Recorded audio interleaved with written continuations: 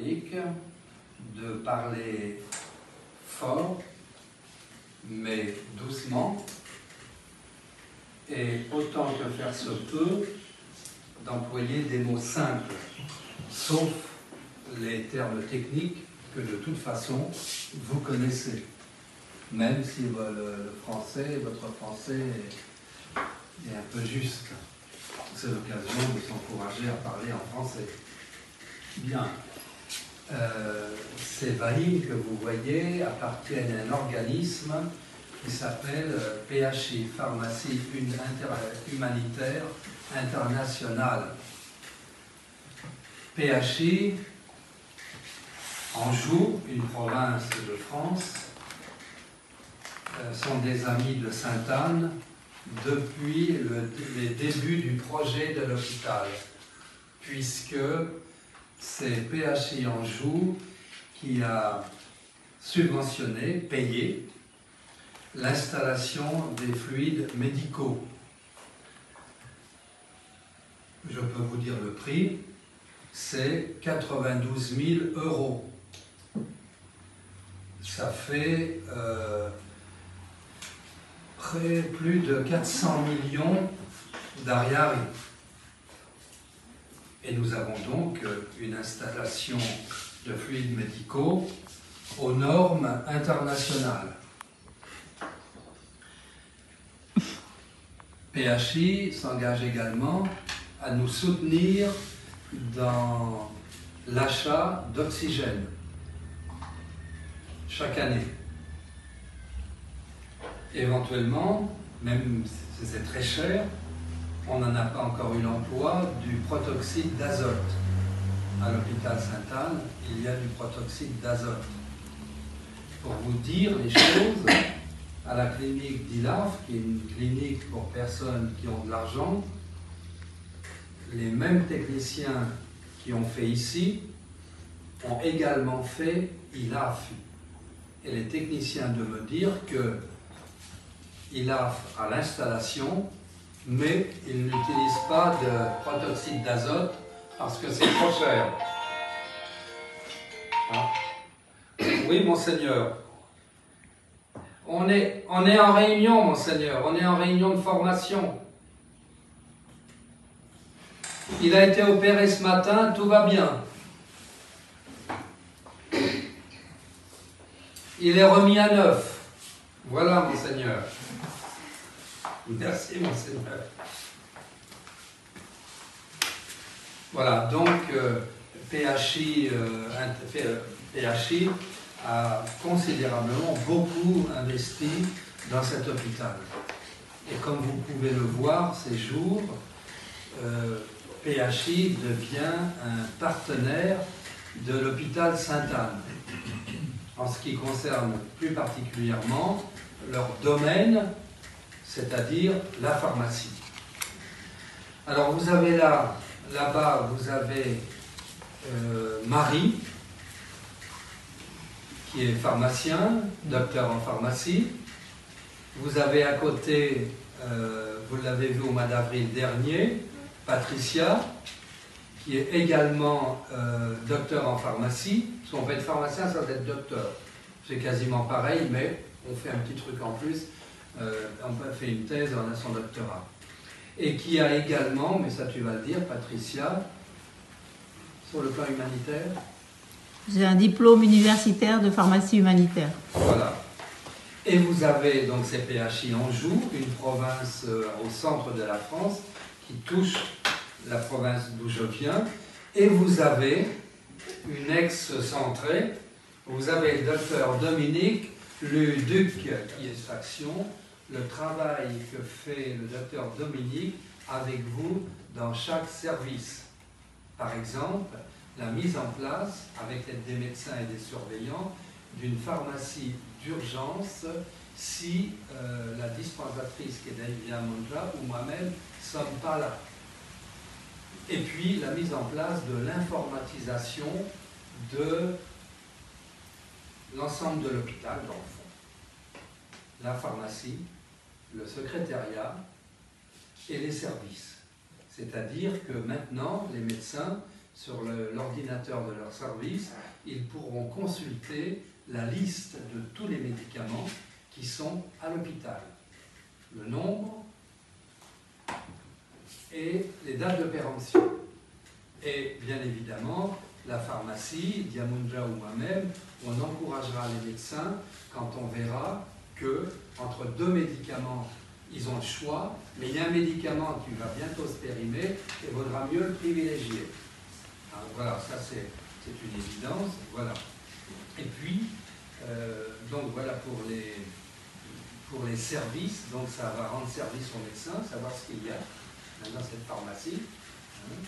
Et puis, pour le secrétariat, Madame Nanou, c'est très bien parce que vous avez peut-être vu que maintenant, elle ne rend plus de reçus. Elle passait sa journée et sa vie à écrire, du matin au soir. Elle va faire un jour un rhumatisme, je ne sais pas quoi, là, à force de pénibilité de la main. Donc maintenant, il y a une petite machine qui tire. C'est extraordinaire, hein, vous le verrez. Diamundra envoie à l'ordinateur, ça arrive chez Madame Nanou, la consultation externe va chez Madame Nanou ouvre l'ordinateur, la facture est là. Elle tire un ticket, les gens payent et ils prennent le médicament.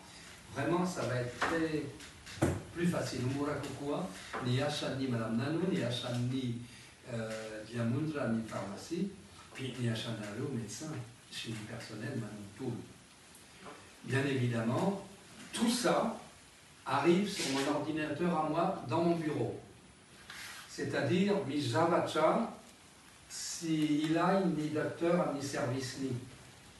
Mi Javacha, ah oui, il faut que je parle en français.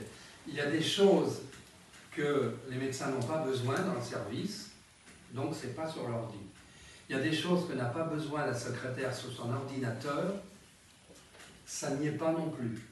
Il y a des choses que n'a pas besoin la pharmacie, ça n'y est pas non plus.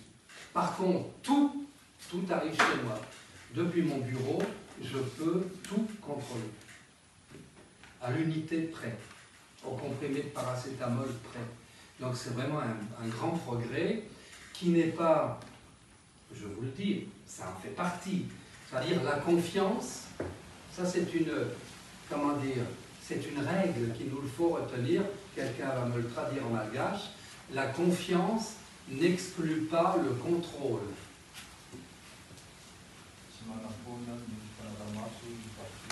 Voilà. Si j'ai confiance en vous, directeur, néanmoins, j'ai le devoir de contrôle. Hein, ouais. Ce qu'on dit en France, c'est que l'erreur est humaine. On peut tous faire, à un moment donné, une erreur. Par contre, l'erreur, on en fait une. À l'unité près, au comprimé de paracétamol près. Donc c'est vraiment un grand progrès qui n'est pas, je vous le dis, ça en fait partie. C'est-à-dire la confiance, ça c'est une, comment dire, c'est une règle qu'il nous faut retenir, quelqu'un va me le traduire en malgache, la confiance n'exclut pas le contrôle.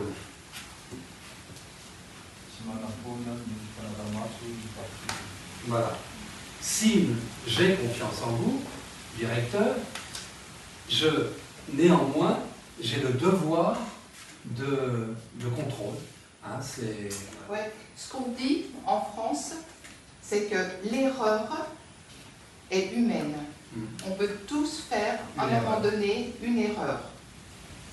Par contre, l'erreur, on en fait une, on fait attention la prochaine fois, on ne recommet plus l'erreur. Voilà. Par contre, c'est la différence qu'il y a avec une faute. Une faute, c'est que volontairement, on n'a pas fait correctement. Et ça, en qualité, aujourd'hui, dans les hôpitaux, c'est quelque chose qui est très important. La différence entre une erreur, on n'est pas parfait, on peut faire une erreur, on va vite, ou voilà. Une fois, ok. Mais si on fait volontairement, déjà si cette erreur, elle se reproduit tout le temps, c'est qu'il y a un autre problème. Une intention. Mais si en plus il y a une intention de faire comme ça, parce que quelque part ça nous arrange, ça c'est une faute Et ça, c'est vrai que c'est pénalisable. Voilà. On peut prendre tout simplement l'exemple que Patricia a traité avec Vanessa. Vous savez que, parce que vous savez que la loi, oh, Madame Nano, qu'est-ce qu'elle veut? Oui, Madame Nano. Non. Ben vous envoyez à la salle de réunion. Voilà. Il faut que tout le monde le sache, même si dans les services, mais ça peut arriver pour la morphine, la loi sur les stupéfiants. Manjoshua, docteur.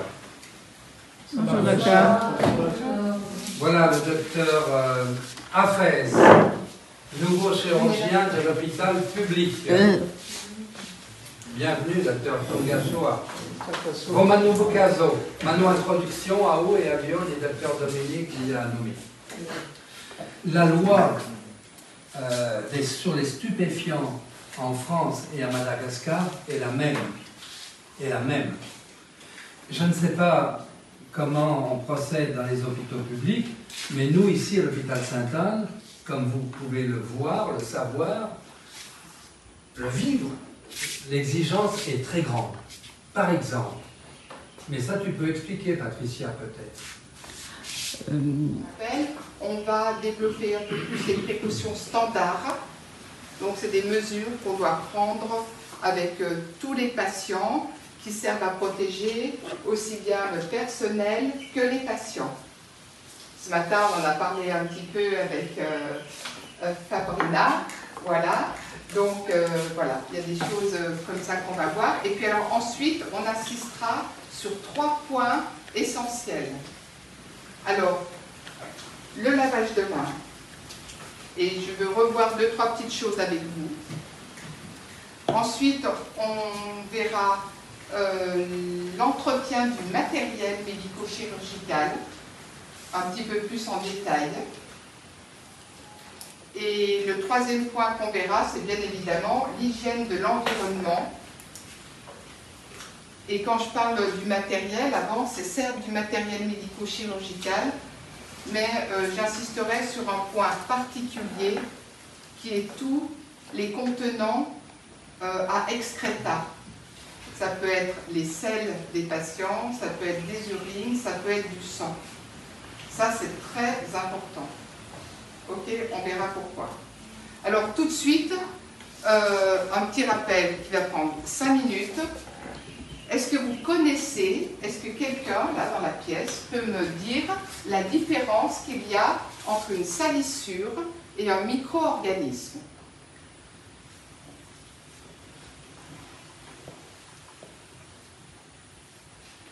Je suis sûre que vous le savez. Alors voilà, je pense qu'ils le savent, Dominique, mais ils n'osent pas. Ouais. Alors moi je vais dire une bêtise, sûrement. Micro-organisme, c'est petit?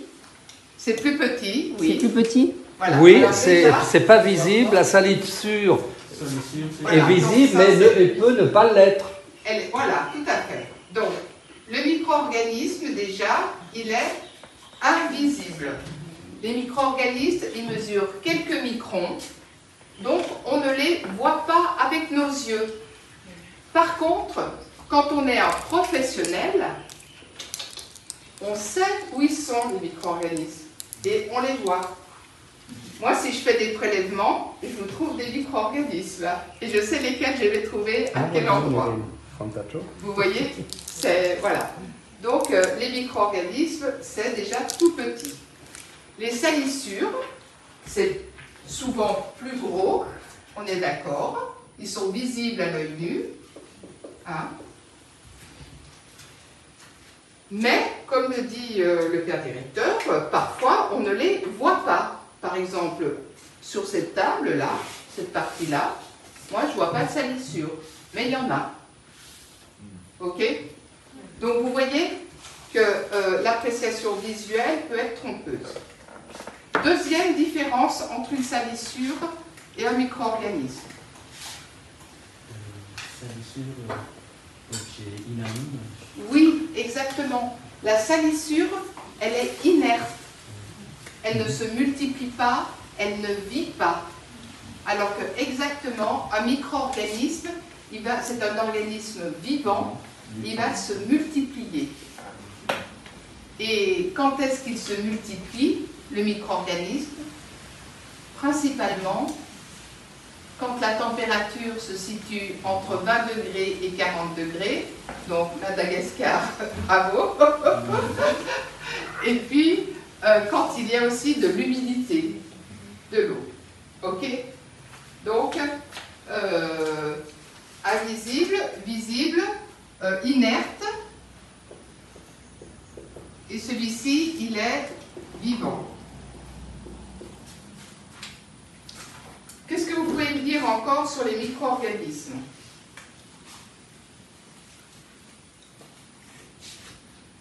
Une évidence. Il y en a qui peuvent être pas dangereux et puis d'autres normalement alors, dangereux. il y en a qui sont pas dangereux. Par exemple, il y en a même, non seulement ils sont pas dangereux, mais ils nous protègent des dangereux. C'est-à-dire que sur la peau, on a par centimètre carré de peau glabre, je vais dire d'avant-bras, 100 micro-organismes par centimètre carré. Vous voyez, sur un tout petit centimètre carré, vous en avez 100. Bon, il y a d'autres zones, sous les eaux humides, sous les aisselles, au niveau de l'aine, etc. Il peut y en avoir encore beaucoup plus. Mais c'est des micro-organismes comme le staphylocoque blanc, staphylocoque epidermidis, vous avez dû entendre parler de ça dans vos cours, qui nous protègent. Ça évite, par exemple, qu'un micro-organisme beaucoup plus méchant, agressif, comme les pseudomonas, le pio, je ne sais pas si vous en avez déjà entendu parler dans vos cours, mais je suis à peu près sûre que si. Et du reste, les brûlés, quand ils n'ont pas de peau, quand ils sont brûlés, ils sont très sujets aux infections. Alors que nous, eh ben, on a des bactéries qui nous protègent de certains micro-organismes, de certains autres micro-organismes méchants. Ok? Donc, mais on en a beaucoup. Mais il y a un lien, en fait, entre les micro-organismes et les salissures. Vous avez votre salissure, ici. Hop. Ça, c'est la salissure. Et le micro-organisme, pour se multiplier, il faut qu'il ait à manger. Dans la salissure. Et donc, il va utiliser la salissure pour se multiplier. Et c'est pour ça que quand vous avez des surfaces qui sont sales, eh ben vous aurez aussi des micro-organismes, parce que les micro-organismes, ils vont aller sur les salissures.